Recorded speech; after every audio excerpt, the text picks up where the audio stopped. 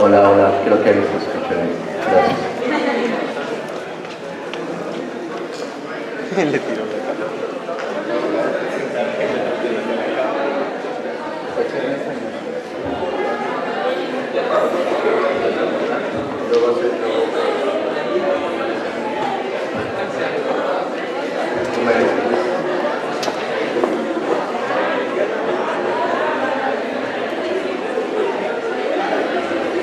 Buenos días. Buenos días. Vamos a comenzar hoy con la conferencia Walter Benjamin en la selva lacandona. Pero antes de comenzar, primero agradecerle su participación y su disposición a asistir a esta conferencia y comenzar con algunos agradecimientos. Primero, agradecerle al doctor Sergio Tisler Vizquerra, de la Benemérita Universidad Autónoma de Puebla, que hoy nos acompaña nuevamente en esta facultad. Le damos la bienvenida. Muchas gracias, doctor. Agradecer, reconocer a la Facultad de Sociología como un espacio que fomenta y permite la formación de pensamiento crítico en los procesos de formación de las y los estudiantes.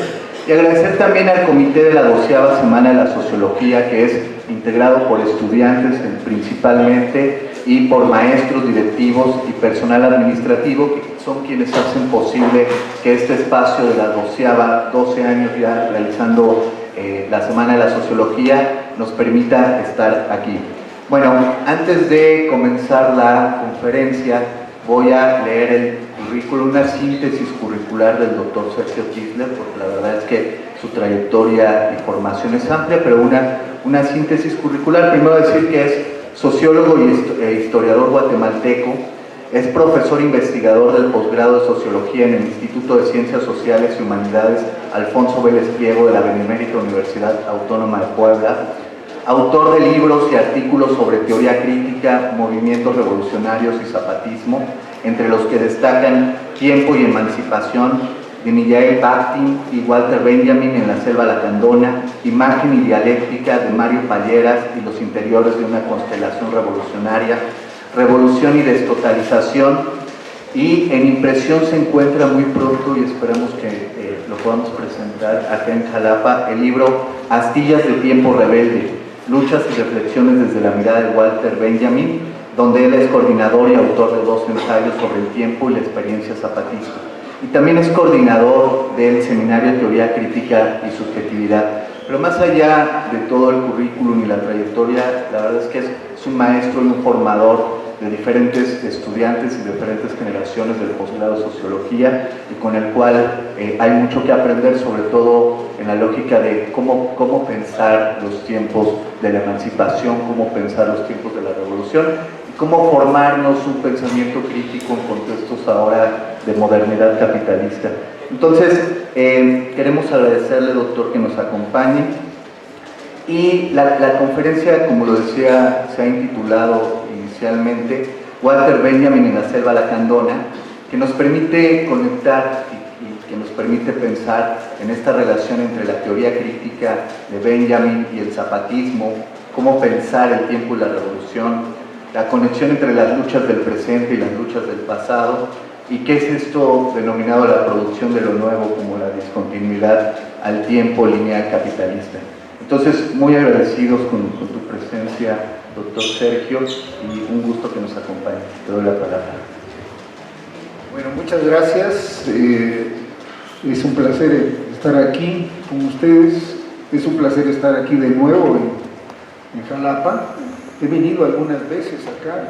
Me acuerdo cuando el profesor Feliciano García organizaba eventos, ¿verdad? Entonces en algunos de ellos estuve yo. Y me acuerdo de un evento que fue muy interesante. Ahí hice una ponencia yo sobre la relación entre Lukács y Benjamin, una cuestión absolutamente teórica, ¿verdad? Yo creo que la gente estaba como aburrida. Y entonces vino un muchacho, ¿verdad?, cuya ponencia era sobre el cuerpo, ¿verdad? Y entonces comenzó la ponencia diciendo: el cuerpo es esto, y se desnudó. Se desnudó. Obviamente que el chavo planteó la cuestión viva frente a la cuestión teórica, ¿sí? Y todos los aplausos fueron para él y yo me quedé y dije, pues este sí tiene razón, ¿verdad? Miren, realmente aquí su ponencia fue contundente, ¿verdad? Pero bueno, agradezco a Arturo que me invitó a esto, al evento digamos a la gente que organizó el evento y a las autoridades de esta institución. Voy a comenzar, tengo una cuestión escrita, pero realmente las ponencias escritas son muy aburridas, ¿sí? Y entonces mejor prefiero hacer algunas breves reflexiones, que aunque pierda precisión, porque esto es una de las cuestiones que cuando uno hace ponencias que no están escritas, pierde a veces precisión, ¿sí? Pero como que son más abiertas y permiten una interacción un poco más fluida, digamos, con el público y son menos aburridas, ¿verdad? Voy a comenzar con un punto que me parece en mi vida y que me parece fundamental en las reflexiones que yo he hecho sobre la cuestión del tiempo, sobre la experiencia zapatista, sobre las nociones de Walter Benjamin en relación a la crítica del tiempo lineal, vacío y abstracto, sobre la noción del tiempo lleno, digamos, y sobre las nociones fundamentalmente de cómo las transformaciones clásicas, digamos, que se efectuaron, digamos, en el socialismo real y en la izquierda tradicional y ortodoxa, han reproducido las formas tiempo-espaciales de la reproducción del capital, más que ponerlas en crisis y más que proponer nuevas formas como parte del proceso de emancipación. Esto va a ser una de las cuestiones que voy a tratar, por lo menos, de esbozar. Siguiendo con esto, yo les quiero expresar que en un determinado momento fui invitado a el caracol de Oventic en Chiapas. El caracol de Oventic, ustedes lo conocen, es uno de los caracoles más emblemáticos del zapatismo, ¿sí? Ahí se encuentra la sede del sistema, digamos, zapatista de educación, ¿sí? Cuyos maestros son gente, digamos, surgidas del proceso de educación zapatista, gente muy joven. En ese momento, cuando me reuní, había gente entre 15, 16 años hasta gente de 25, 26 años. No eran muchos, eran 6 personas, pero curiosamente habían leído un texto que yo había escrito antes de conocerlos directamente a ellos, que se llama precisamente Tiempo de Emancipación, Mijaíl Bakhtin y Walter Benjamin en la selva lacandona. En este texto yo lo que me propuse es hacer una conexión entre la experiencia zapatista, la experiencia de autonomía zapatista y las nociones benjaminianas fundamentalmente sobre el tiempo, así también como la noción del carnaval de Mijaíl Bakhtin, como parte de, digamos, el pensamiento sobre la risa como momento fundamental de la transformación revolucionaria. Este es uno de los elementos más importantes que tiene Mijaíl Bakhtin.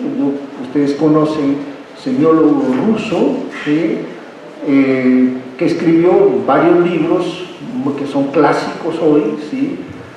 Particularmente sus libros sobre Dostoyevsky y la novela polifónica, pero el libro que para mí fue muy importante fue el libro de Rebelier y la cultura popular en la Edad Media, donde a partir de la lectura precisamente de Gargantú y Pantagruel, este semiólogo reconstruye lo que es el cuerpo colectivo en la figura del carnaval y plantea cómo este momento de vivencia utópica se produce, digamos, y se proyecta, digamos, al futuro como una sociedad emancipada, pero que tiene como eje fundamental la risa, ¿sí? Entonces, este libro recogía, digamos, algunas ideas, entre estas precisamente la de Bakhtin, sobre la cultura popular en la Edad Media, de la cuestión de la risa como un elemento constitutivo de un momento de emancipación social, que esto es muy importante porque toda la emancipación social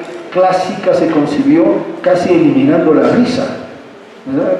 Era un proyecto muy serio, donde la risa casi no tenía lugar, y digamos esta cuestión bakhtiniana digamos se coloca como una cuestión muy importante al plantear, digamos, el momento lúdico y el momento de la risa como un momento constitutivo de una subjetividad que trata de emancipar, digamos, emanciparse, digamos, de las formas de articulación del poder en términos precisamente de cómo el poder nos constituye a nosotros y nos elimina precisamente esta posibilidad de gozo y esta posibilidad de la risa como elemento constitutivo de una cuestión libertaria. Pero también la cuestión de Benjamin, que era central en este texto, que era precisamente hablar sobre el tiempo, ¿verdad? Y ustedes saben que Benjamin plantea esta cuestión diciendo de que en síntesis podríamos llamar, voy a regresar a este punto, de que los proyectos de cambio social de su época, digamos, habían sido concebidos reproduciendo las formas espaciotemporales de la reproducción del capital. En otras palabras, la noción de tiempo-espacio como espacio nacional, la noción de tiempo-espacio como espacio estatal, la noción de tiempo-espacio como progreso, fundamentalmente, y, por lo tanto, la idea de una emancipación social como continuidad del progreso. Uno de los planteamientos más importantes de Benjamin es que una transformación social no puede ser continuidad del progreso, sino una ruptura precisamente con la idea fetichista de progreso, y por lo tanto plantea el elemento de la discontinuidad como un elemento no solamente cognitivo fundamental para ver un proceso alternativo, para ver lo nuevo, sino también la discontinuidad en términos materiales para poder pensar la transformación social. Entonces, en este librito, un librito chiquito, ¿sí?, estaban contenidas algunas reflexiones que trataban de establecer un diálogo precisamente con esta experiencia zapatista y con la experiencia a la que yo había tenido, digamos, acceso de alguna manera, que eran los comunicados, que era una cuestión no directa, sino lo que prácticamente una persona interesada en este fenómeno del zapatismo como fenómeno social tenía acceso, ¿no? Particularmente comunicados, particularmente todas estas cuestiones, digamos, incluso sobre la cuestión mítica, ¿verdad?, que se reproduce en algunas de las cuestiones, como por ejemplo los cuentos, ¿verdad?, y toda esta producción, digamos, que se dio en los primeros años del levantamiento zapatista. Entonces estos compañeros, digamos, por intermedio de un conocido mío, les llegó este texto y me invitaron, ¿sí? Me invitaron que queremos discutir este texto. Está bien, yo fui, estuve una semana con ellos, pero más que yo les dijera algo, realmente ellos me comenzaron a decir su experiencia, es decir, me comenzaron a contar qué es lo que ellos consideraban del tiempo, y realmente me sorprendieron.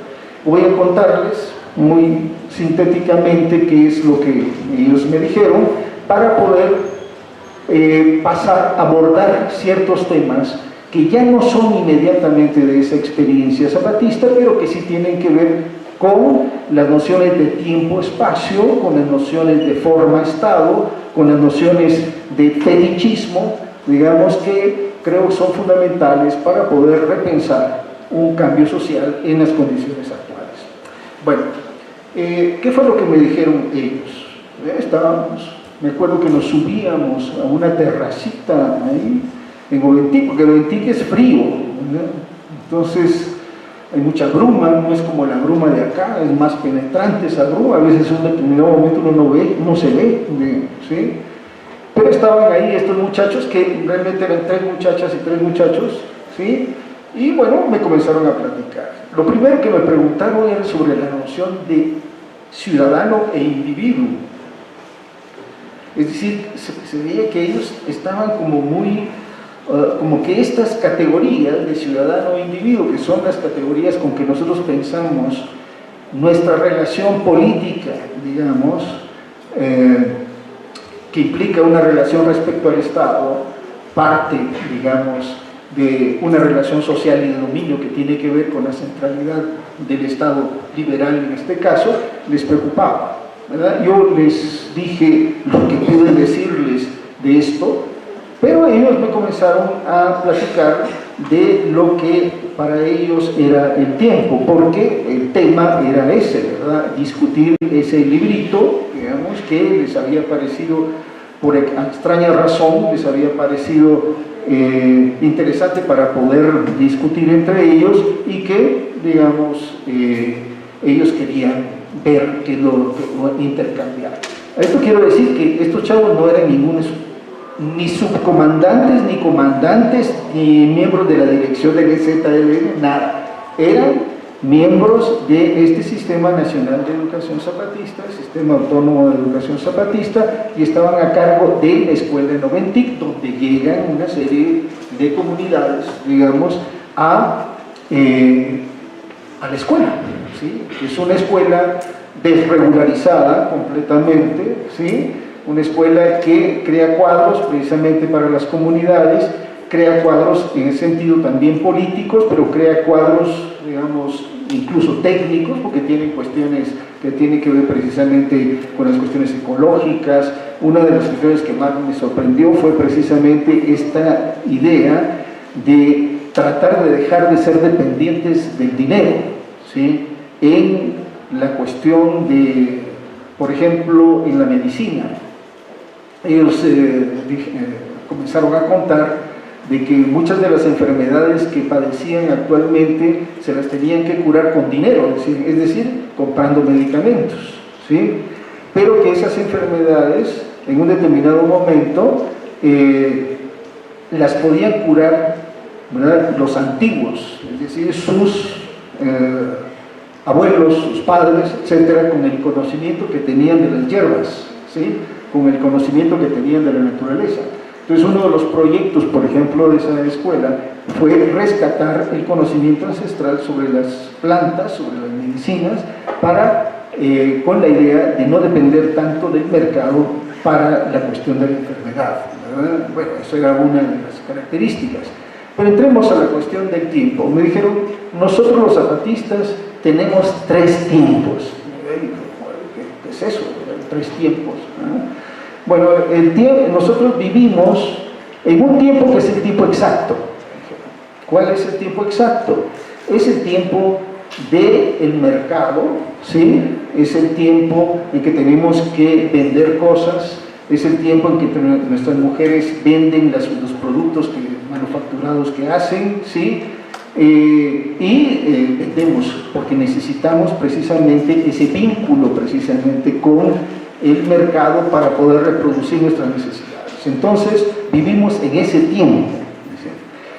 Uno podría pensar de que ese tiempo es simplemente una mediación entre la comunidad y el mercado, pero para ellos era bastante claro de que no solamente era una mediación por la vía de la venta, es decir, por la vía de la mercancía, sino que la mercancía misma era una relación antagónica y contradictoria que los atravesaba.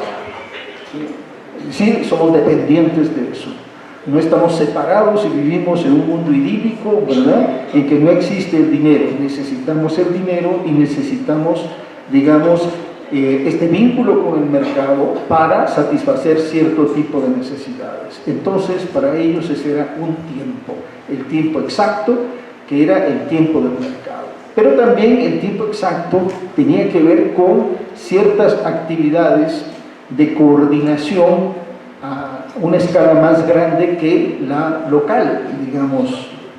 Era precisamente como este tipo de actividades que fueron las que hicieron en el 94, que fue precisamente una coordinación en términos militares, digamos, que lograron la toma de San Cristóbal de las Casas, y ellos contaban que sin ese tiempo exacto, sin ese tiempo, digamos, sincrónico, que podía sincronizar actividades, no se hubiera podido llegar, digamos, a este tipo de cuestiones. Entonces, como que el tiempo exacto tenía que ver con ese tipo de actividades, pero fundamentalmente con el tiempo ligado al mercado.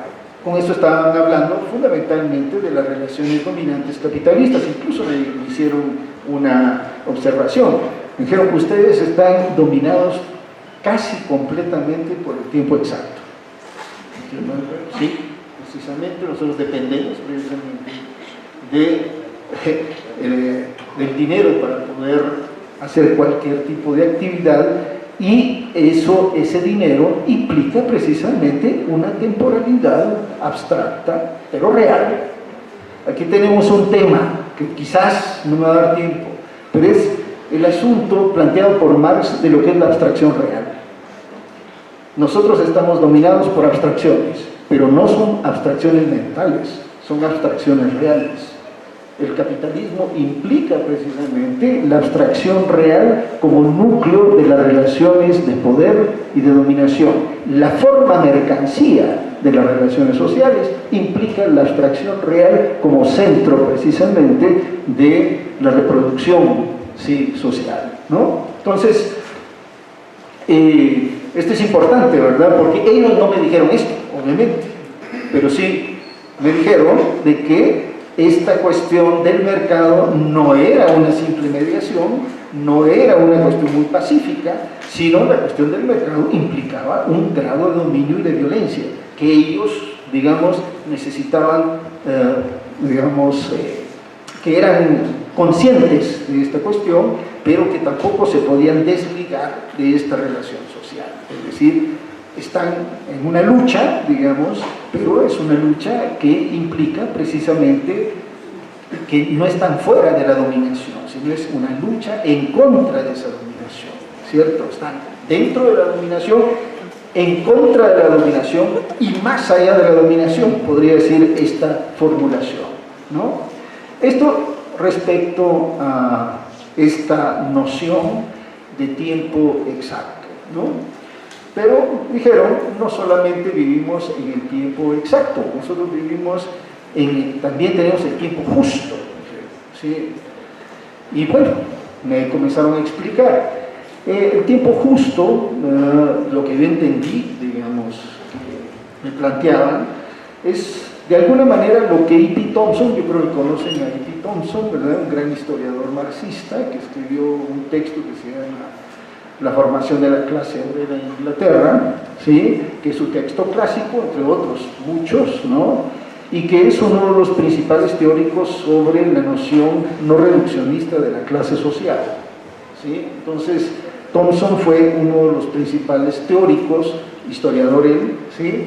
Sobre una noción de la clase que incorpora la categoría del tiempo como centralidad para poder analizar la clase, tratando de romper el cerrojo economicista y estructuralista que se había apoderado del concepto de clase social.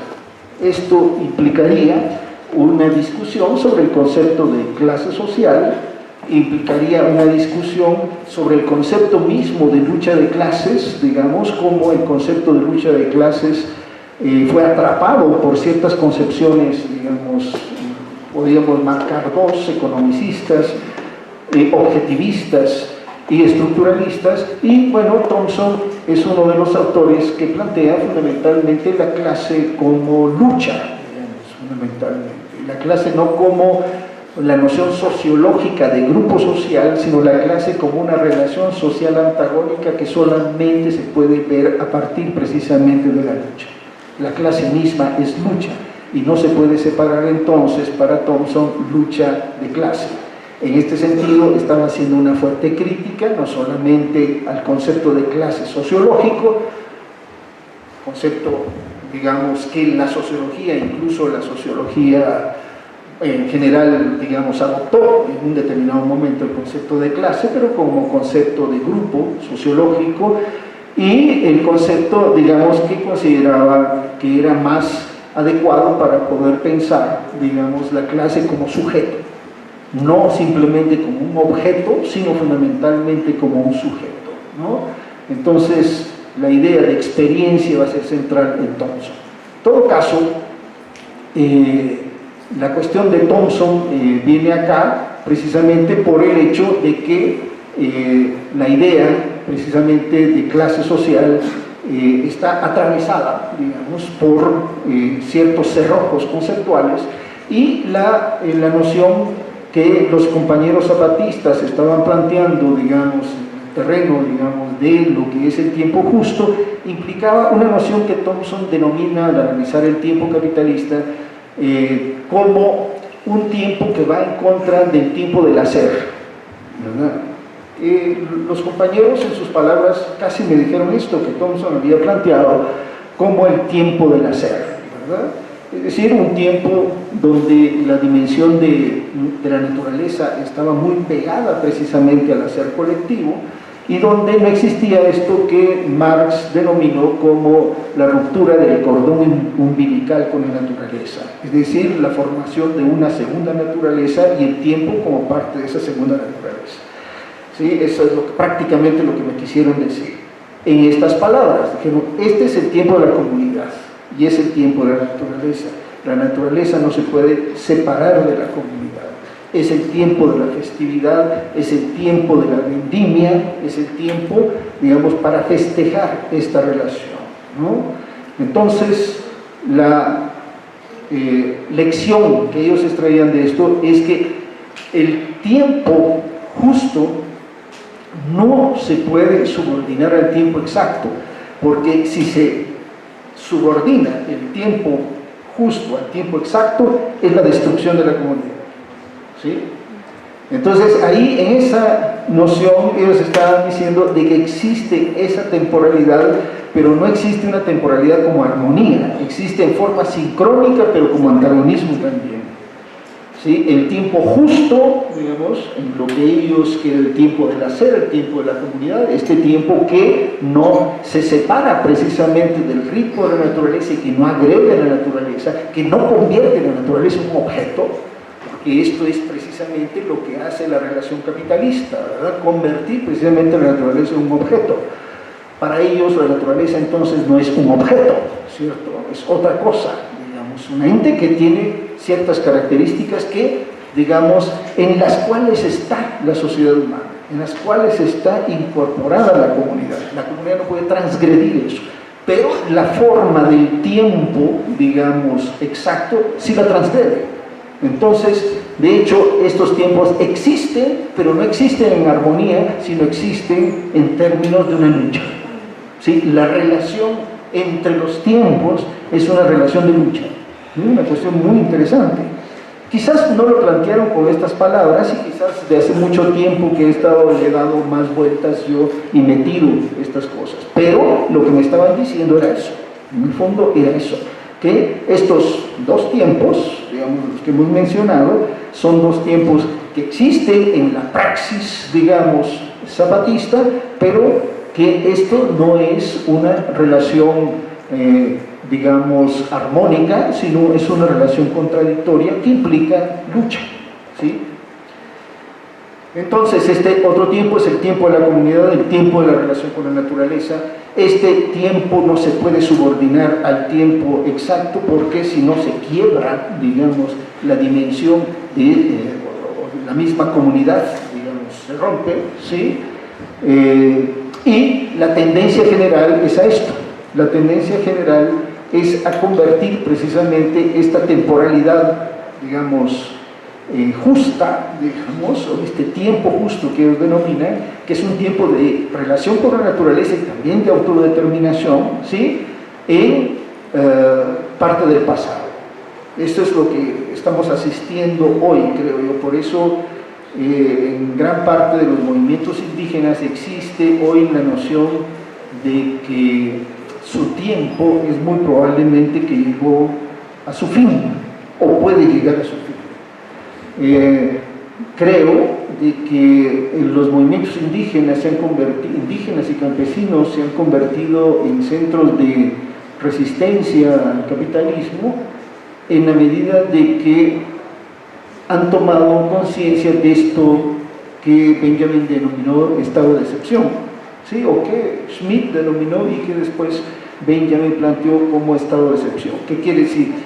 El momento de peligro, ¿sí? Entonces, las luchas vuelven acá en términos de una memoria colectiva de resistencias que les permite plantear, digamos, un no a los avances del capital, porque estos avances del capital lo podemos leer en la nomenclatura que nos plantearon, los avances del tiempo exacto son tan brutales en este momento, que ese tiempo justo que para ellos tienen casi todas las comunidades que realmente están estructuradas como comunidades, está en peligro. Y por lo tanto la comunidad misma está en peligro. Y por lo tanto la misma naturaleza está en peligro. Hoy la naturaleza está enferma, podemos llamar, y está en peligro, ¿sí? Este peligro, digamos, se hace consciente a partir de este antagonismo entre tiempo exacto y tiempo justo en esa percepción de estos compañeros. Pues bien, me dijeron, pero tenemos otro tiempo. Y me dijeron, es el tiempo necesario. Yo creí que me iban a hablar del tiempo socialmente necesario de que habla Marx, ¿verdad? En la mercancía. No, me dijeron, no necesariamente, tiene que ver, pero no es eso. El tiempo necesario para ellos es lo que distinguía de alguna manera, digamos, la praxis zapatista de otras prácticas comunitarias, y es fundamentalmente, dijeron, es el tiempo de la revolución. Esto no lo tienen todos. Somos nosotros el que tenemos esto, que es el tiempo de transformación, es un tiempo anticapitalista, ¿sí? Entonces, estos tiempos, digamos, los dos de que he hablado, son iluminados de alguna manera por esta otra temporalidad, ¿sí? Y simultáneamente existen de manera simultánea, digamos, son sincrónicos estos tiempos. Yo creo que esta es una cuestión muy importante para entender la autonomía zapatista, ¿sí? Comúnmente la autonomía zapatista a veces se ha entendido simplemente como que quieren hacer sus cosas por allá solos, que no se mete el Estado, que no se mete el capital, etcétera, etcétera, etcétera. Pero realmente la idea de autonomía zapatista implica, digamos, la ruptura con la dimensión espacio-temporal de la política en la modernidad. La dimensión espacio-temporal de la política en la modernidad es una dimensión abstracta. El eje de la política, en términos temporales, es el eje de la abstracción real, ¿sí? Y la autonomía vista a partir de la construcción, ¿verdad? O digamos de un proceso que tiende hacia la construcción, no de un tiempo vertical como es el tiempo del Estado, no de un tiempo vertical como es el tiempo del capital. El tiempo vertical implica relaciones de dominio. El tiempo vertical implica en el lenguaje de los compañeros zapatistas un arriba y un abajo. El tiempo horizontal es la destrucción precisamente o el rompimiento de esta temporalidad de dominio, ¿sí? Entonces, la autonomía zapatista creo que es bueno entenderla a partir precisamente de esta concepción en la cual la democracia es vista no a partir de una temporalidad abstracta, sino de la superación de la temporalidad abstracta para la formación de un proceso de autodeterminación social. Bueno, aquí estamos con los compañeros zapatistas. Entonces, digo, tiempo exacto, tiempo justo, tiempo exacto, ¿no? Para mí fue una cuestión muy importante porque esto me permitió, digamos, establecer de alguna manera, digamos, una relación, digamos, entre esta experiencia de los zapatistas, ¿sí? Con las nociones de tiempo, espacio, críticas que se habían elaborado anteriormente, en este caso, digamos, con la versión de Walter Benjamin, ¿sí? Me voy a hacer un poco de referencia a esto. Walter Benjamin, no sé si conocen ustedes, pero bueno, en las tesis sobre filosofía de la historia, plantea algunas cuestiones fundamentales. Y la cuestión fundamental es que la idea de progreso, ¿verdad?, es una idea montada sobre una temporalidad abstracta y vacía. ¿Sí? Que esta temporalidad abstracta y vacía es la experiencia de la relación social del capital. ¿Sí? Esto, aunque no está suficientemente desarrollado, hay que decirlo, de que Walter Benjamin es un lector de Marx, ¿sí?, particularmente de la primera parte de, digamos, de lo que es precisamente el primer tomo del Capital, pero es un gran lector también de Lukács, ¿sí? Entonces, Marx establece, Lukács también, posteriormente, pero, digamos, vayamos a Marx. Marx es el primero que dice que el tiempo no es una dimensión a priorística como sería en Kant. El tiempo no es algo, el tiempo social pues no es algo natural, ¿sí?, sino el tiempo es una relación social. Y que es la relación capitalista la que produce una temporalidad abstracta y que nosotros estamos dominados por la temporalidad abstracta. La teoría del valor y del doble carácter del trabajo implica, digamos, de que el tiempo sea una temporalidad abstracta pero real. Es decir, implica la abstracción real como núcleo de las relaciones sociales y núcleo de las relaciones de poder, ¿no? Entonces, es el tiempo que genera la relación capitalista, ¿sí? El capitalismo genera un tipo de relación que implica un tipo de temporalidad. La temporalidad abstracta como temporalidad hegemónica, ¿sí?, que es una temporalidad que subordina a la temporalidad concreta. Nosotros podemos decir todos nuestros actos concretos o la mayor parte de nuestros actos concretos están subordinados a una temporalidad abstracta.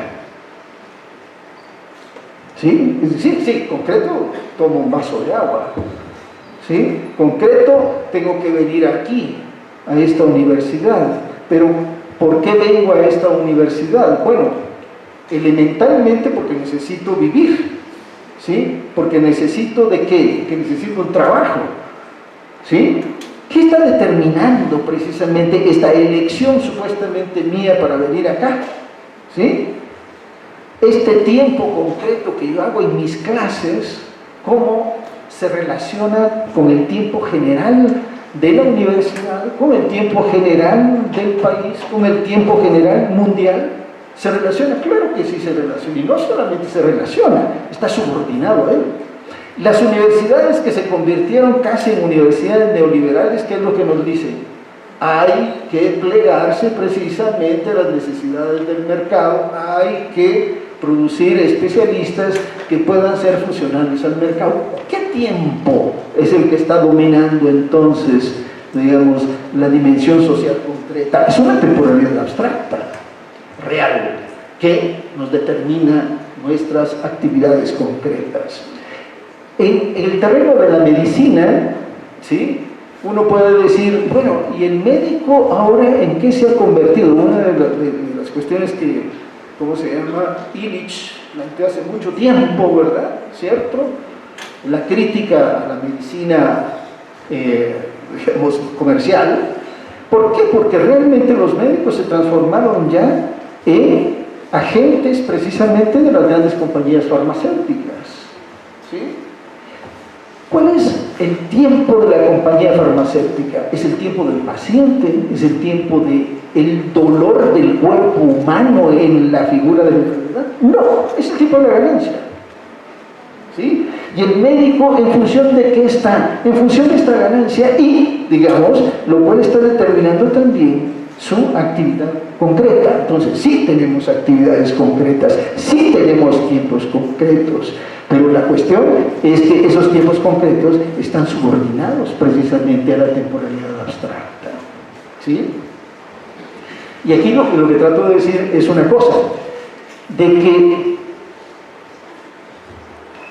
por mucho tiempo, el análisis que se hizo de Marx del capital fue como un análisis de economía. Nada más, el capital es economía. Por lo tanto, digamos, la noción del tiempo incorporada en la relación social capitalista, que tiene que ver con la rotación, con la tendencia decreciente de la cuota de ganancia, con la necesidad de reducir tiempo y espacio para la forma mercancía, ¿sí? Se vio en términos nada más económicos, pero lo que sucede es que el tiempo y el capital no es solamente economía. El capital es una relación social totalizante. La categoría de totalidad es fundamental para poder entender esa economía, ¿sí? La economía implica entonces esta temporalidad del capital, es la temporalidad del Estado, es la temporalidad que nos subordina a nosotros en nuestra vida cotidiana, ¿sí? Entonces lo que tenemos acá es que esta separación entre economía y política, que es una relación, ¿sí?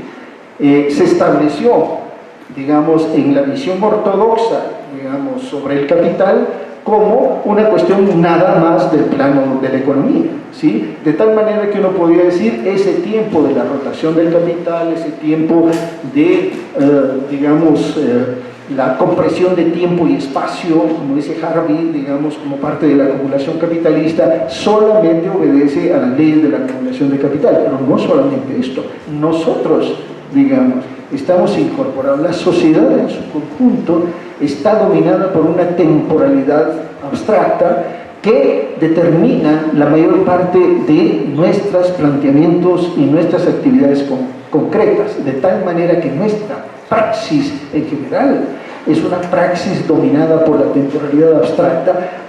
Esto es una praxis que Teodor Adorno denominó como una praxis dañada.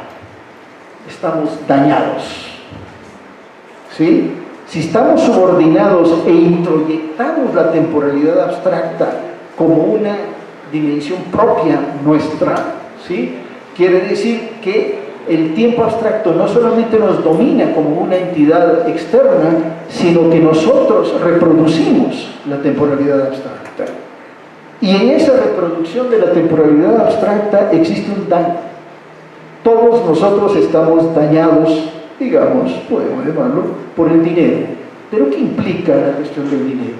Que estamos dominados por una temporalidad abstracta que es real. No es una cuestión, un demiurgo, no es una cuestión que esté por encima de nosotros, no es una cuestión mental, es una cuestión social, es una cuestión del objeto mismo que es esta sociedad que nos atraviesa a nosotros como sujetos y nos constituye también como sujetos. Entonces, ¿esto por qué lo digo? Porque esto está en Marx. Esta cuestión está en Marx. De alguna manera uno podría decir, ¿sí?, para poder plantearse un proyecto que rompa con la hegemonía de la temporalidad abstracta, ¿sí?, tienes que abolir la temporalidad abstracta, ¿cierto? Tienes que abolir entonces la forma social en que se constituye esa temporalidad abstracta. En ese sentido, tendrías que abolir el trabajo. El trabajo como categoría dual de la sociedad. El trabajo no como hacer, sino el trabajo, como dice Marx, como esta unidad contradictoria entre trabajo concreto y trabajo abstracto. Esta cuestión nunca la pudieron resolver las sociedades que experimentaron el llamado socialismo real. De tal manera que la categoría trabajo, esta, en su carácter dual, siempre siguió siendo centro de la praxis en estas sociedades y por lo tanto la temporalidad abstracta vista, digamos, en otra figura, podemos llamar, en la figura de la planificación burocrática, etcétera, etcétera, ¿sí? Nunca fue abolida. De tal manera que el proceso de emancipación social, si no quiebra estas determinaciones de la hegemonía del trabajo abstracto sobre el trabajo concreto o del predominio de la temporalidad abstracta, ¿sí? Es prácticamente ilusoria. El núcleo del proceso de emancipación social tiene que ver entonces con la superación de esa temporalidad abstracta como relación de dominación. Si la autonomía, si la emancipación tiene que ver con el tiempo, es por esto, porque el tiempo no es una categoría natural, porque el tiempo no es un a priori kantiano, sino porque el tiempo es una relación social, ¿sí? En este caso, una relación social que tiene que ver con el capital, porque es el tiempo dominante, ¿sí? Y sin romper esta temporalidad es imposible el proceso precisamente de emancipación. Regreso a la cuestión de estos compañeros zapatistas. ¿Por qué me interesó tanto esto? Porque nunca, digamos, ningún proyecto alternativo de sociedad se había puesto como objetivo alterar radicalmente el tiempo.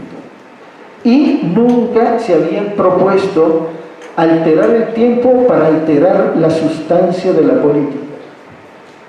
Todos los proyectos de emancipación reprodujeron la temporalidad vacía y abstracta, reprodujeron precisamente esta idea de progreso, ¿sí? En la cual nunca la dimensión de la autoemancipación fue el tema central, sino el tema central era cómo hacer más productiva la sociedad. ¿Sí? Y hacer más productiva la sociedad implicaba ya la categoría de trabajo, en este sentido que habla más de trabajo dual, ¿sí? Como centro de las relaciones sociales y de la praxis humana en estas sociedades. Entonces, yo creo que esta es una cuestión muy interesante.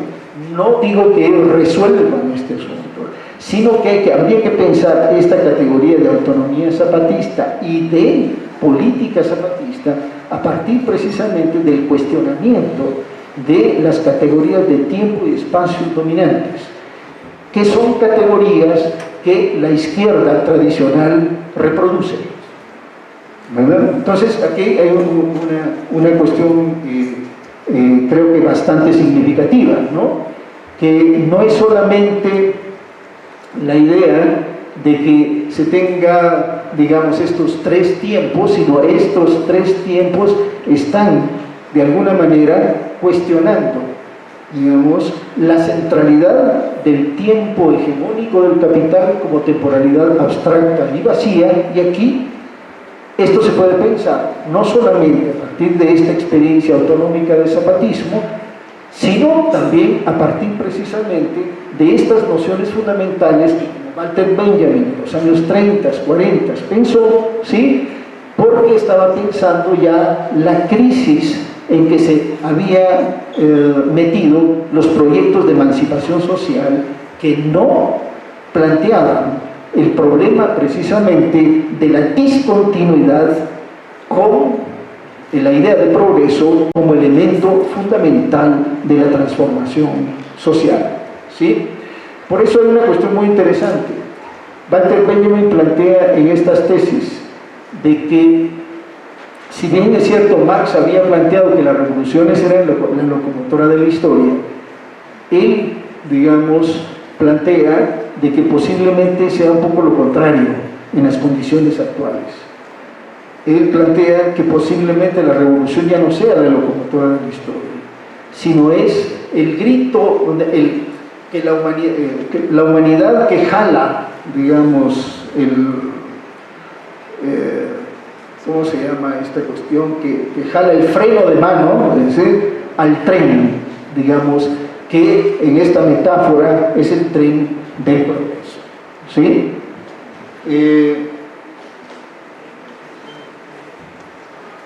¿Cuánto tenemos? ¿Ya? Bueno. ¿Está más o menos esto claro? Ahora voy a pasar a un tema que puede ser un poco más espinoso, de alguna manera, ¿sí?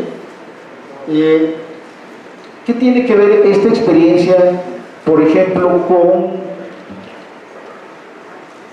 la figura clásica del guerrillero. Yo en uno de estos textos trato de establecer de cómo el guerrillero clásico estaba metido, digamos, capturado de alguna manera entre este tiempo de emancipación y el tiempo estatal. ¿Sí? Estas dos temporalidades van a ser precisamente las características del guerrillero clásico. Entonces, la revolución entendida fundamentalmente a partir de una noción estadocéntrica, ¿sí? De una noción que implica fundamentalmente el Estado como el eje político de las relaciones sociales y no el proceso de abolición del Estado como eje de las relaciones sociales, porque digamos, el Estado es encarnación, pues, de alguna manera, de esta temporalidad hegemónica, vencida y abstracta, ¿sí? Esta noción nos permite pensar, por ejemplo, experiencias muy complejas como cuando el caso, por ejemplo, sandinista, ¿verdad? Se produce la revolución en Nicaragua. La revolución en Nicaragua es una especie de grito libertario, pero después lo que tenemos acá, con el transcurso de los años, es la experiencia de Ortega. Uno dice, bueno, ¿qué pasó con esto? Pues esta gente efectivamente estaba en lucha, sí, efectivamente estaba en lucha, arriesgó su vida por estos ideales, pero ¿qué pasó después? Bueno, uno puede decir fue seducida, digamos, por el poder, pero no es que haya sido seducida por el poder, sino que ya ese poder ya estaba instalado en términos de una temporalidad, en términos prácticamente de una doble alma en la figura de este guerrillero. Esto quiere decir que ese tiempo, digamos, como tiempo de relación de dominio y el tiempo como relación de emancipación puede coexistir, pero cuando se produce, digamos, la hegemonía del tiempo estatal, ¿sí?, es la hegemonía de esta temporalidad del poder sobre el tiempo de la emancipación. Yo creo que esto puede dar claves precisamente de estas figuras históricas que comúnmente han sido criticadas desde la perspectiva democrática o de una perspectiva liberal, pero donde está la ausencia precisamente de estas determinaciones que no son muy explícitas, sino que hay que hacerlas explícitas a partir precisamente de una conceptualización más o menos con estas características.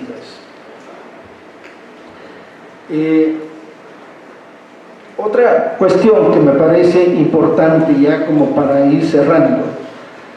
En el 2006 yo estaba en Puebla, bueno, en vivo, ¿no? Y llegó la otra campaña zapatista, ¿sí?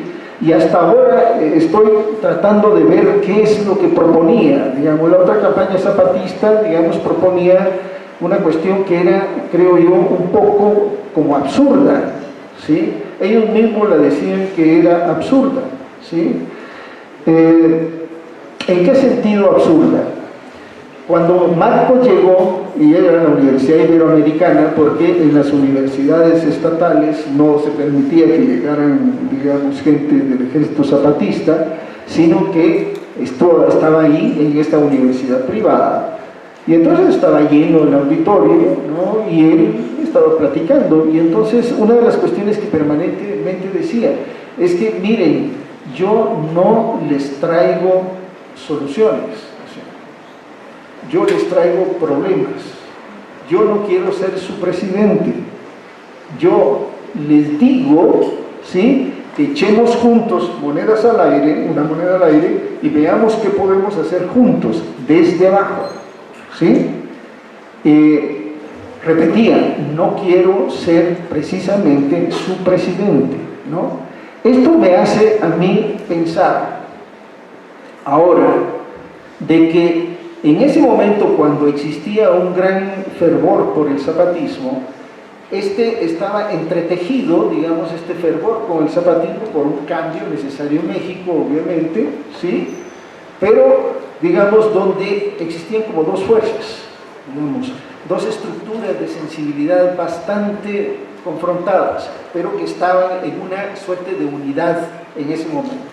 Una era la necesidad de un cambio, digamos, de características estatal nacionales, la reconstrucción de una especie de mediación entre Estado y sociedad que se había perdido con todas las políticas neoliberales, y la figura entonces de López Obrador era la figura exacta para esto, para la reconstrucción de un tejido político, ¿sí?, que implicaba precisamente la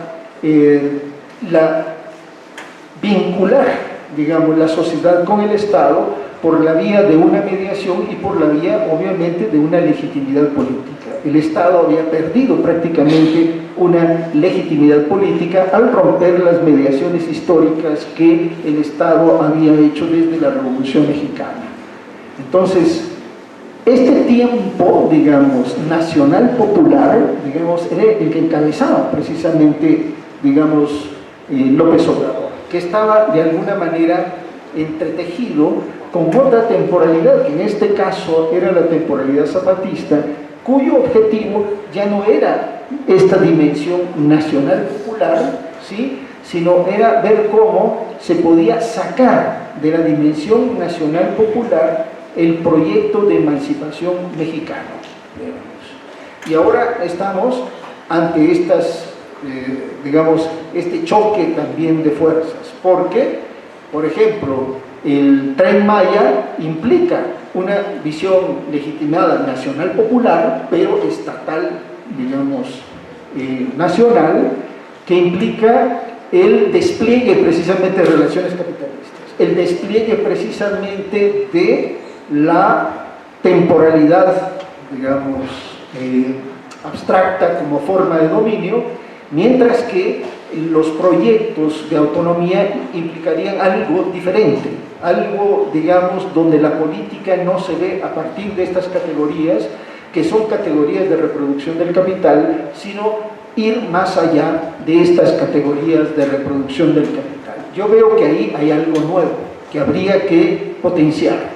Solamente en esto me quedaría, porque obviamente que es un asunto espinoso hoy. Entonces, hago un breve resumen.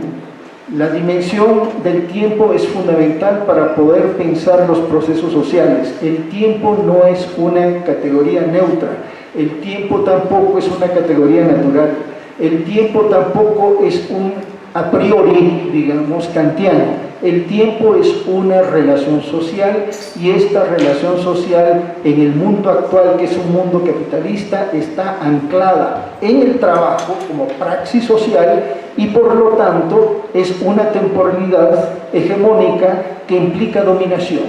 La temporalidad abstracta que nos domina es una relación de dominio. La pregunta es cómo podemos ir más allá de la dominación de esta temporalidad abstracta. Una, digamos, apuesta, que no es una cuestión, digamos, suficientemente desarrollada, es esta, precisamente, que han planteado los zapatistas. Hay otras, digamos, por ejemplo, los chalecos amarillos ahora en Francia están planteando cuestiones muy interesantes, que están retomando planteamientos de la Comuna de París para plantearlos hoy, digamos, como soluciones posibles a los graves problemas que tiene la reproducción del capital en Francia, ¿sí? Ya está planteado eso, digamos, cómo recuperar, digamos, de alguna manera estas consignas de la Comuna de París, que tienen que ver precisamente con el tiempo como autodeterminación humana, ¿sí?, en las condiciones actuales de Francia. El ejemplo, digamos, ahorita dramático, que es los kurdos, que están siendo masacrados con Rojava, por ejemplo, es también una manera de enfrentar, digamos, la cuestión del avance del capitalismo, pero no reproduciendo las formas tiempo-espaciales del mismo capital, sino quebrándolas, rompiéndolas, produciendo una discontinuidad con estas formas, de tal manera que esta categoría de discontinuidad es fundamental para entender lo nuevo, y a veces eso nuevo, ¿sí?, aparece como una débil esperanza mesiánica, digamos, en el horizonte de la actualidad. Muchas gracias.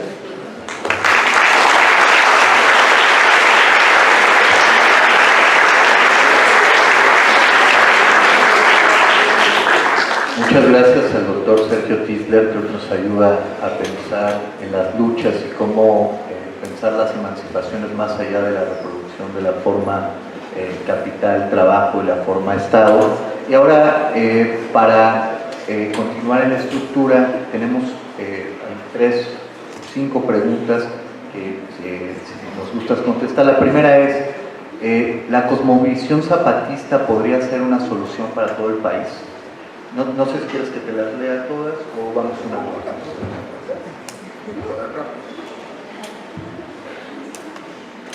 Es una pregunta muy complicada, porque tiene que ver también, puede existir un zapatismo urbano, no sé, va a decir eso.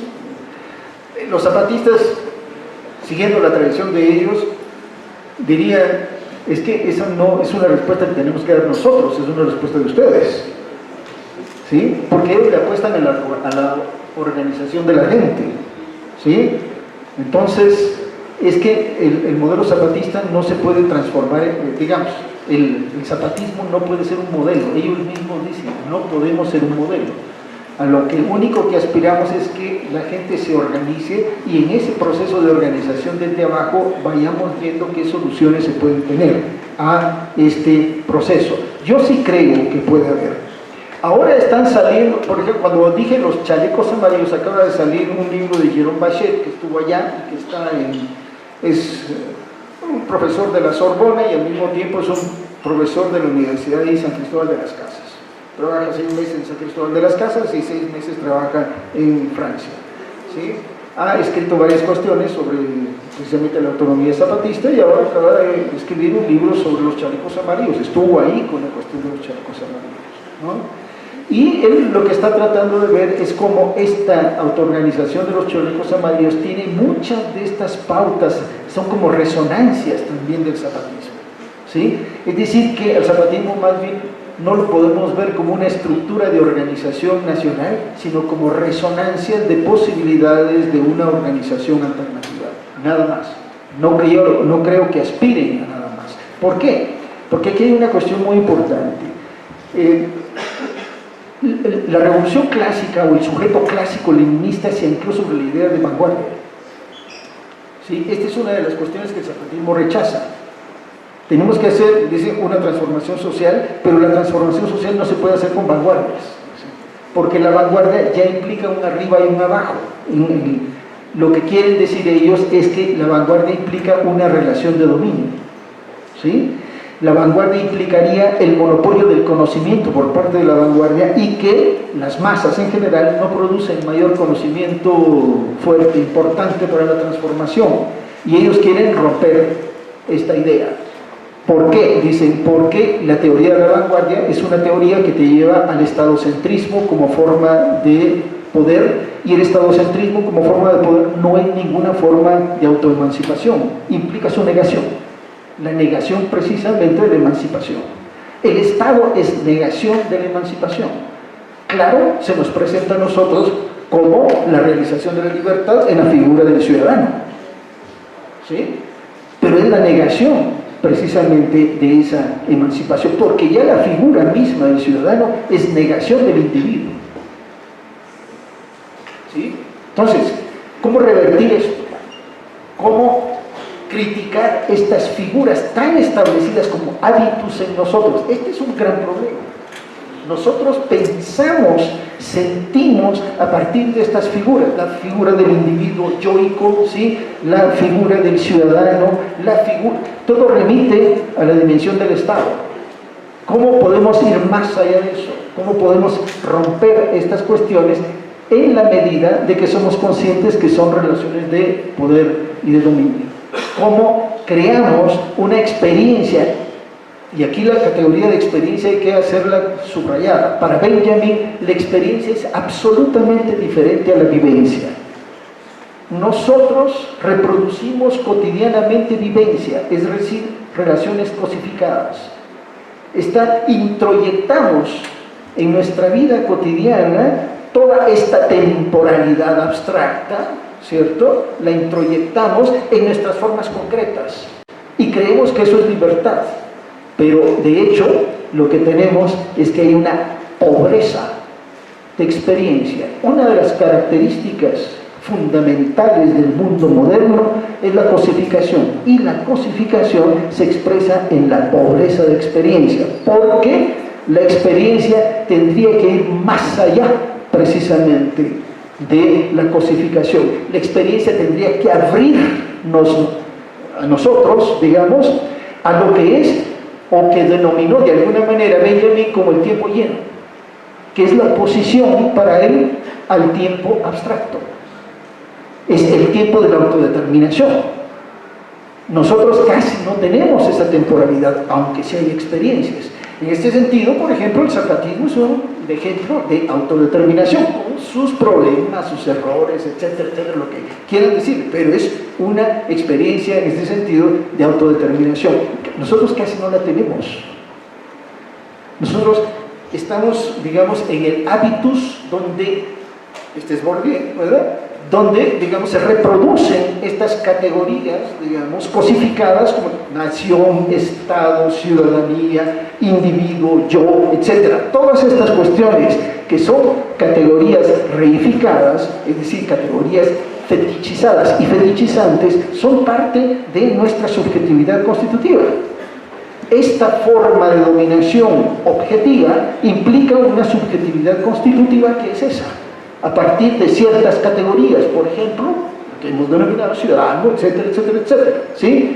Entonces, gran parte del problema es como no nos desembarazamos de eso, sino que suspendemos de alguna manera, ¿sí?, el movimiento de reproducción de estas categorías para poder pensar críticamente las mismas.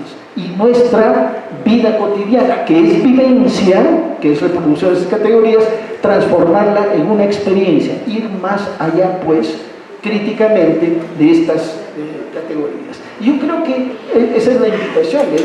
Yo creo que el zapatismo para mí es una especie de invitación a romper, digamos, con las formas habituales precisamente de nuestra experiencia, digamos, que no, que aunque son contradictorias, vivimos en nuestro propio cuerpo, vivimos el dolor de la dominación, pero paradójicamente a veces no tenemos el lenguaje para poder nombrar ese dolor.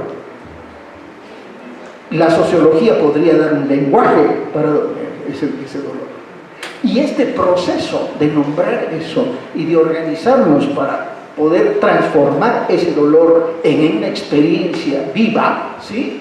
Entonces es, digamos, una especie de invitación que hace, digamos, el movimiento zapatista, porque el movimiento zapatista no puede transformarse, él no lo dice, en una estructura general, porque ni siquiera tienen la idea de vanguardia.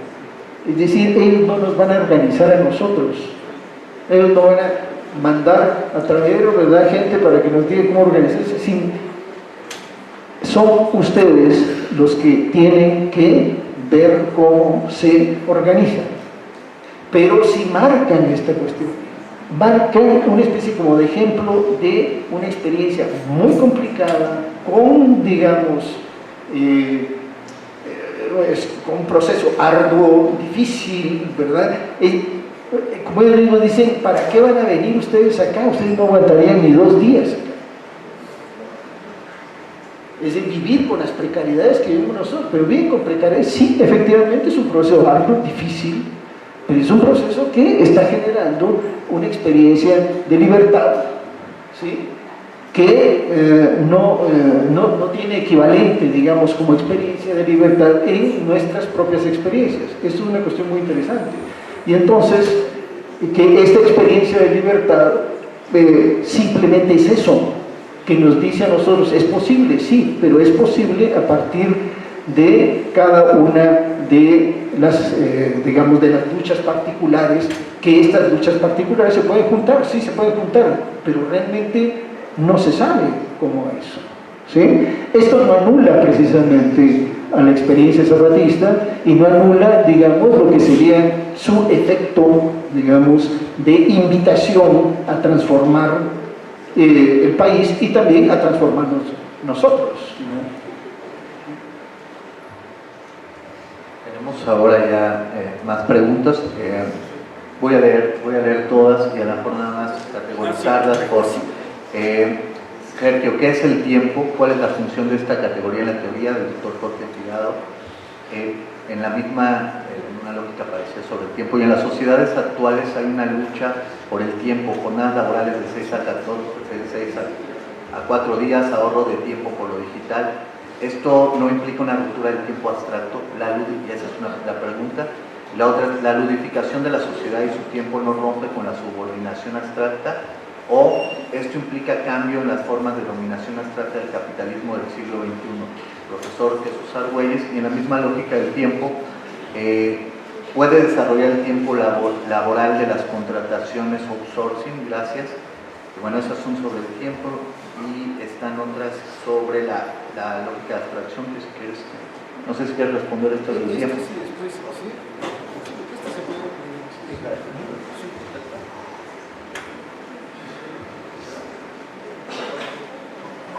Yo creo que, digamos, en la cuestión de las ciencias sociales, digamos, en general, digamos, casi podemos decir que en la sociología, ustedes están aquí en sociología, e incluso en la historia, ¿sí?, no se estudia el tiempo como parte de una relación social. En la historia prácticamente se estudia una cronología y se tiene la temporalidad abstracta y vacía sobre la cual se colocan hechos, acontecimientos. Esa es una de las críticas que hace Benjamin, ¿verdad? Es decir, Benjamin dice, no necesitamos esta historia, que es la historia basada en una temporalidad abstracta, ¿sí? Porque Benjamin, a diferencia de Marx, que hace el análisis de la producción de la temporalidad abstracta a partir del trabajo, ¿sí?, o de la relación capitalista, lo que Benjamin plantea es precisamente la noción dominante del tiempo en la narrativa sobre el tiempo, es decir, en la narrativa histórica, ¿sí?, concentrándose fundamentalmente en la idea de progreso. Dice, ¿verdad?, realmente la narrativa de las formas nacionalistas, liberales y de las narrativas también, digamos, marxistas, tiene por núcleo la temporalidad del progreso. Y esa temporalidad es una temporalidad vacía y abstracta. Tenemos que cambiar esto por una temporalidad llena, quiere decir por la temporalidad de la lucha, no la temporalidad del dominio. Es lo que está proponiendo realmente Benjamin, ¿cierto? Entonces, en nuestras ciencias sociales prácticamente el tiempo está por fuera, ¿sí? Les voy a dar un ejemplo. La categoría de clase y la categoría de lucha de clases, por ejemplo, en las tesis sobre Benjamin uno puede derivar de que la categoría de clase clásica de la socialdemocracia de esa época, léase los Kautsky, etc., e incluso el mismo Lenin, ¿sí?, es una categoría que tiene que ver con la temporalidad del progreso. La lucha de clases va hacia el progreso. Incluso, digamos, Kautsky, en un texto que tiene, que es canónico, que se llama La lucha por el poder, dice, nosotros somos un partido, está diciendo la socialdemocracia, los comunistas de ese tiempo, nosotros somos un partido que lucha por el progreso.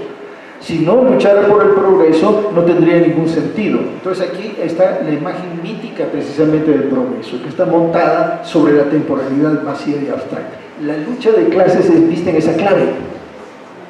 Y las revoluciones fueron vistas en esa clave. Les voy a dar un ejemplo, ¿sí? Hay una investigadora muy importante que se llama Susan Buchmors. Yo supongo que ya conocen a Susan Buchmors. De todos modos, si no la conocen, no importa. Lo que está diciendo ella, digamos, en un análisis que hace, que es muy interesante sobre la Revolución Rusa, aplicando las categorías de Benjamin. Ya me gustó más esto. Dice, hay un artículo que se llama, muy interesante, dice, la vanguardia, con B grande, contra las vanguardias. Qué raro, vamos a ver qué cosas. Y es sobre el tiempo. Entonces, hace un análisis de que cómo pensaba Lenin. Y yo les digo, yo por mucho tiempo fui leninista como la mayor parte de la gente de izquierda. ¿Sí? Como la mayor parte. Pensaba en términos el momento de la revolución como eso, como el momento del progreso, como una especie de síntesis hegeliana. Esa síntesis hegeliana comenzó a romperse con Benjamin y culmina de romperse con Adorno en la dialéctica negativa, que son obras que hay que leer para profundizar la crítica, digamos, y para poder entender la función que tiene el concepto en la reproducción de las relaciones sociales. El concepto no es ajeno a esas relaciones sociales. No solamente es ajeno, no simplemente porque veamos que es un reflejo de las relaciones sociales, no, porque es reproducción de las relaciones sociales. El concepto, por lo tanto, es lucha también, no es una cuestión que esté fuera de este curso. Pero, ¿qué dicen sus alumnos?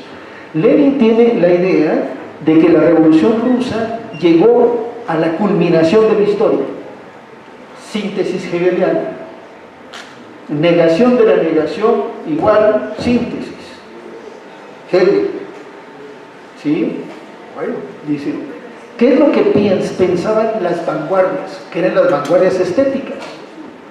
¿Sí? Los artistas y toda esta gente. Y pensaban, no, pues esto no puede ser así, esto abre la posibilidad de experimentar. El experimento como forma de existencia. Una revolución tiene que ser experimento, no puede ser la culminación ya de algo. Entonces dice, la idea hegemónica bolchevique en ese momento se estabilizó a partir del poder y todas estas vanguardias fueron depuradas prácticamente, ¿sí? La idea del tiempo fue ya la idea del partido, ¿sí? Y toda la dimensión estética, digamos, se transformó en una especie de realización del tiempo. El tiempo se realizó. La obra estética, la arquitectura, la pintura, etcétera, etcétera, tiene que glorificar la realización de la historia. Esto era una síntesis hegeliana que reproducía el tiempo abstracto. Es más, le puedo decir, reproducía la idea de una revolución como una nueva totalidad. Ese es un problema complejísimo de las ciencias sociales. Simplemente les voy a decir esto, para dejar simplemente inquietud. El tema del tiempo es muy complejo, ¿verdad? La totalidad es el predominio y hegemonía de la temporalidad abstracta sobre la temporalidad concreta. ¿Sí? Voy a tratar de demostrarlo. Pero esta idea de revolución como una totalidad es la culminación teórica o la elaboración teórica más importante que se creó de la Revolución Rusa, que es precisamente la Historia y Conciencia de Clase de Lukács, que es un libro excelente, maravilloso el libro, que es una serie de ensayos desde 1918. Lukács participó en era húngaro, participó en la Revolución Húngara, fue comisario de educación, etcétera, ¿sí?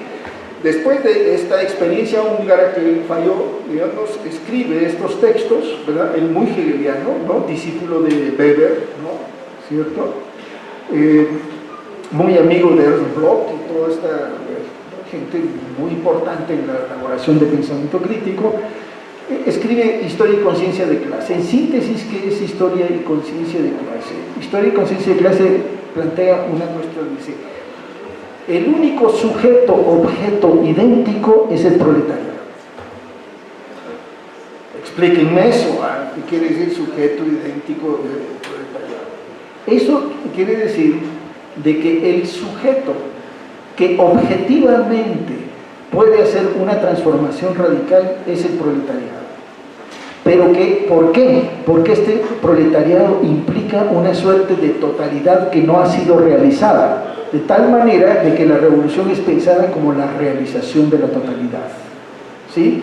Pero aquí Lukács está trabajando con el predominio de la temporalidad abstracta y reproduce precisamente un sujeto abstracto, que es este sujeto visto como proletariado, pero que él ubica fundamentalmente en la figura del partido. El partido es el que puede ser la mediación entre teoría y práctica.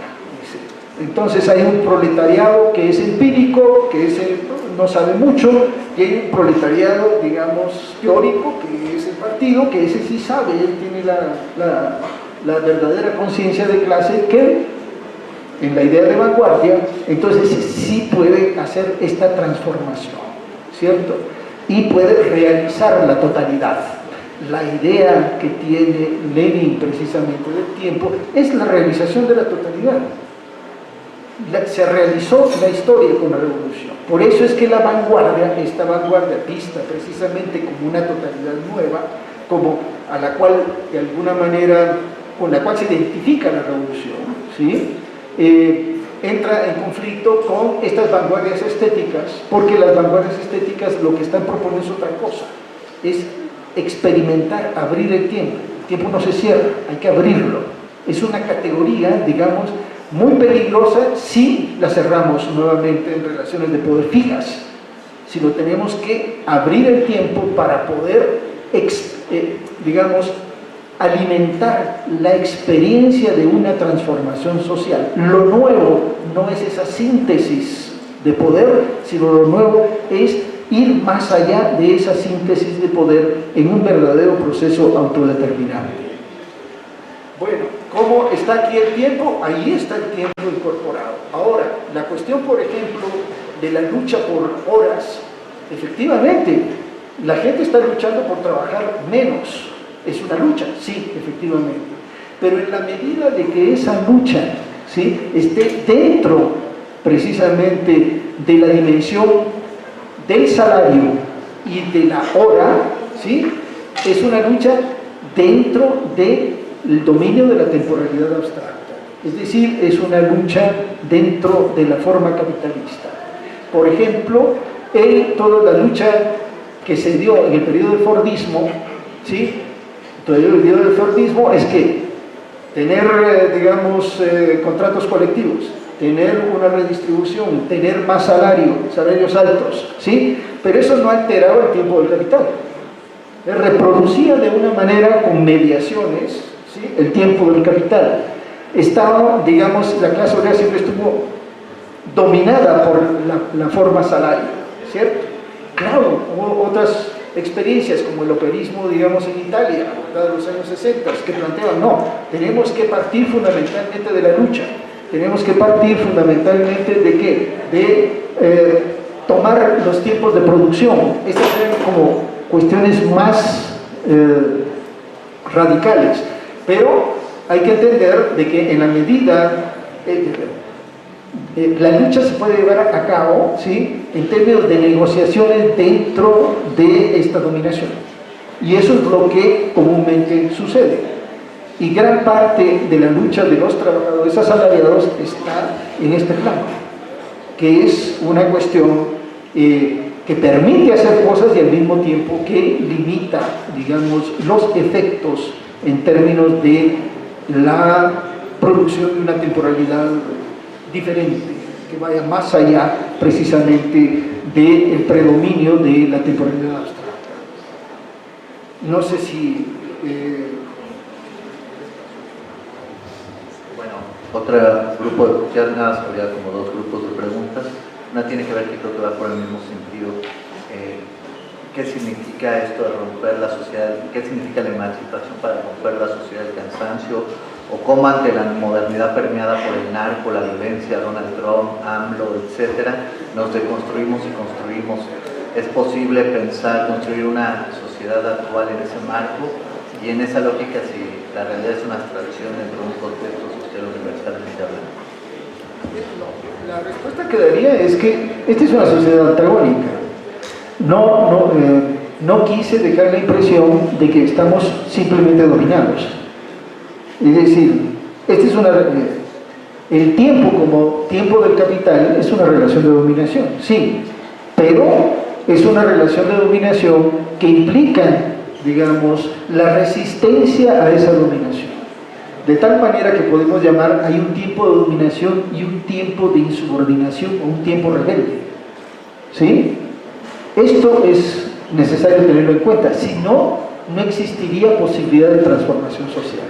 De tal manera que la transformación no puede ser por fuera de esta temporalidad, es dentro de esta temporalidad y más allá de esta temporalidad, tratando de producir otra temporalidad, ¿sí?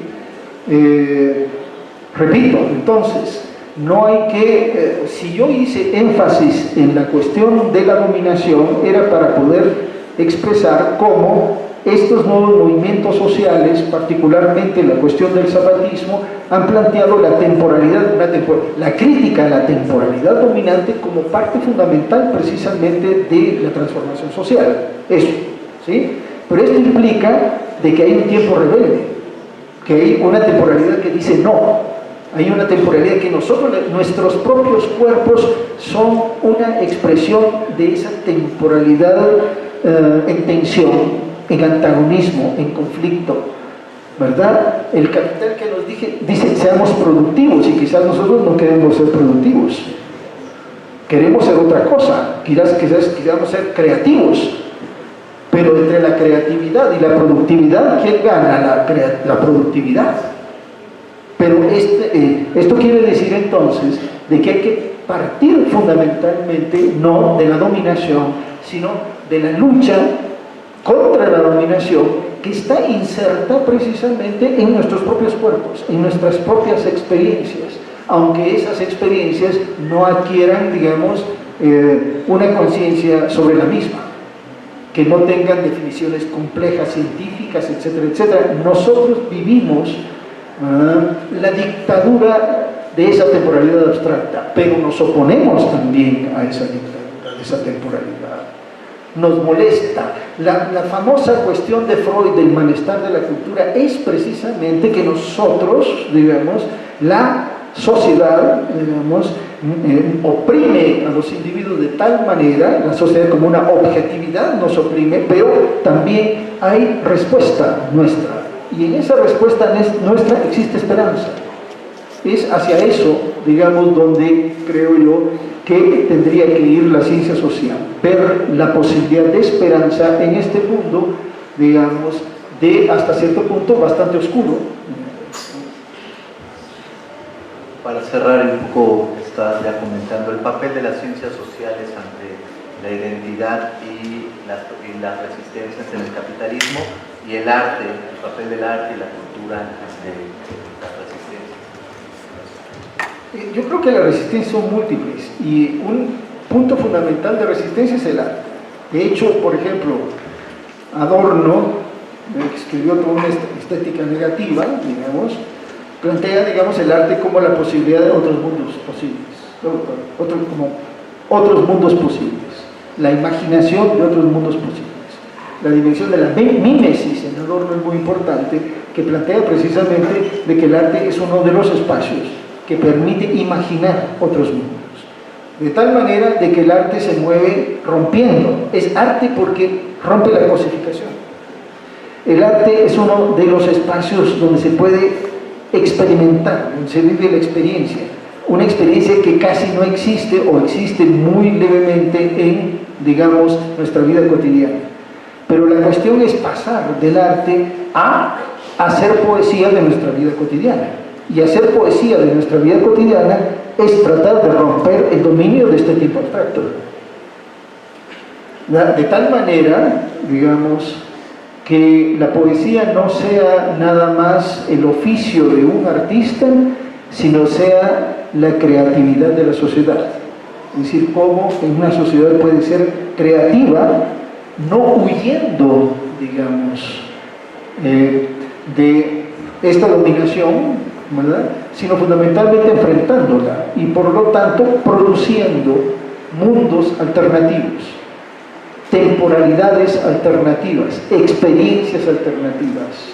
Yo creo que esto es, digamos, lo que queda, digamos, en este mundo.